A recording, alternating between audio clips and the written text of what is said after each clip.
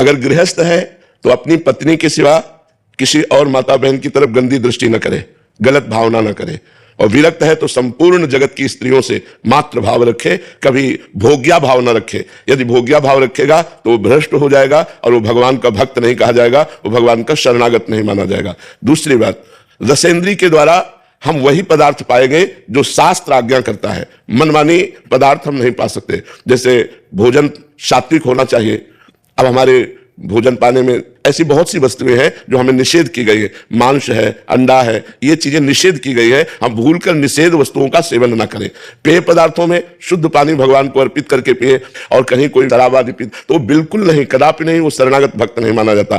तो ये रसेंद्री और जनेंद्री अगर दो हमारी ठीक हुई तो बाकी सारी इंद्रियां अपने आप कंट्रोल में हो जाएंगी। जिसकी रसेंद्री और जनेंद्री गलत होती है वो कभी भक्त हो ही नहीं सकता। वो भक्त का ड्रामा कर रहा है, भक्ति का नाटक कर रहा है, वो पाखंड कर रहा है, भक्त नहीं हो सकता। जिसकी जबान, इसमें दो है, वाकेंद्री और रसेंद्री, यहां दो इंद्रियां हैं, एक कर्मेंद्री है, एक ज्ञानेंद्री। ज्ञानेंद्री रसेंद्री जो रस का स्वाद लेती है, और कर्मेंद्री जो बोलती है। तो हमारी भाषा बहुत ठीक होनी चाहिए। भक्ति की भाषा सत्य, मृदु और हितकर होनी चाहिए। कठोर, किसी की निंदा या गाली गलौज ऐसे शब्द नहीं होने चाहिए। और रसेंद्री में भगवद अर्पित किया हुआ सात्विक भोजन पाना चाहिए। श्रवणेंद्री से किसी की निंदा नहीं सुननी चाहिए, भगवान की चर्चा सुननी चाहिए, अच्छी बातें सुननी चाहिए। नेत्रेंद्री से हम सबको भगवत स्वरूप देखें, मोबाइल आदि से गंदी बातें न देखें, गंदे सीरियल न देखें जिससे हमारा मनोविकार बढ़ करके हमको भ्रष्ट कर दे, ऐसा हम कोई आचरण न करें। श्री कृष्ण अनुकूलेन प्रतिकूलस्य विसर्जनम, भगवान के अनुकूल चलना है। भगवान के प्रतिकूल खान पान व्यवहार आचरण ये सब हमको त्याग देने हैं। और सावधानी सबसे बड़ी ये रखनी है कि हमको एक मिनट के लिए भी भगवान को नहीं भूलना है। क्यों? क्योंकि मृत्यु हमारे जीवन के साथ है।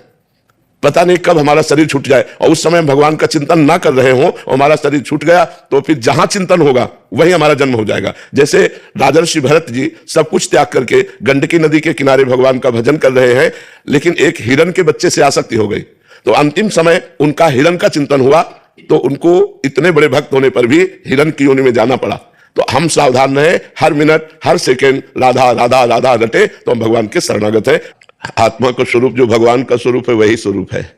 जैसे जीव को भगवान का अंश कहा गया है, तो हम कहते हैं चाहे एक टैंकर गंगा जल ले लो या एक चम्मच गंगा जल ले लो, गंगा जल तो गंगा जल ही है। ऐसे ही परमात्मा का अंश कहो, चाहे वो अंशांश कहो, वो पूर्णमदः पूर्णमिदं पूर्णात् पूर्णमुदच्यते पूर्णस्य पूर्णमादाय पूर्णमेवावशिष्यते। वो परमात्मा पूर्ण है तो उसका अंश भी पूर्ण है। तो जो आत्मा है वो पूर्ण परमात्मा स्वरूप ही है, पर वो देह भाव में हो जाने के कारण स्त्री और पुरुष भाव को प्राप्त हो गया। इसीलिए वो अपने को न जानकर 3.5 हाथ के शरीर में रहते हुए, सबके हाथों से नापो तो 3.5 हाथ का शरीर है, इसमें रहते हुए 50 वर्ष हो जाते हैं। हम अपने आप को नहीं जान पाते।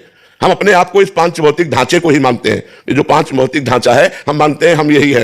यही अज्ञान है और यही बार बार जन्म मरण का हेतु बनता है। अगर हम अपने स्वरूप को जान जाए तो हमारा मोक्ष हो जाए। उस स्वरूप को जानने के लिए पहला नियम है सदगुरु की शरण होना। जैसे हमें कहीं भी जाना तो गाइड की जरूरत है, क्योंकि हम जहां नहीं जानते हैं वहां हमें गाइड चाहिए। तो हम मोक्ष मार्ग को नहीं जानते हैं, आत्मा को नहीं जानते हैं। तो जो आत्मस्वरूप को प्राप्त हो चुके हैं ऐसे संत को गुरु रूप में वर्णन करें।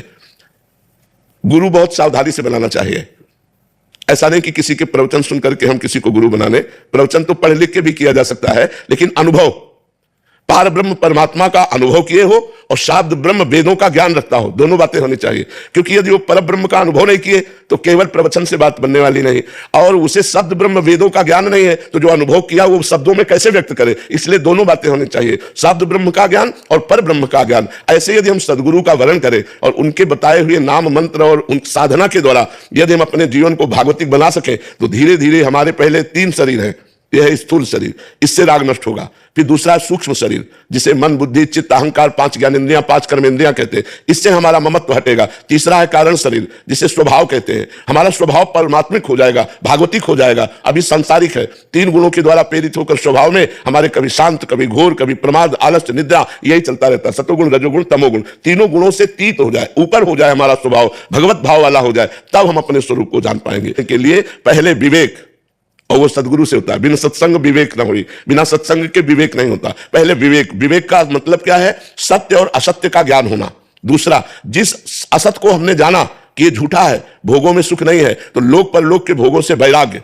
सम इंद्रियों का निग्रह, दम मन का निग्रह, तितिक्षा सहनशील, श्रद्धा गुरु चरणों में शास्त्रों में पूर्ण श्रद्धा, समाधान चित्त का भगवान में स्थित हो जाना, मुमुक्षुता अब मैं मुक्त होना चाहता हूं, मुझे संसार में अगला जन्म नहीं चाहिए, ये बातें हो तो वो आत्मज्ञान प्राप्त कर सकता है, तब वो आत्मबोध। और जिसे आत्मबोध प्राप्त हो जाता है फिर उसका अगला जन्म नहीं होता, और जब तक आत्मबोध नहीं प्राप्त होता तब तक बार बार जन्म मरण का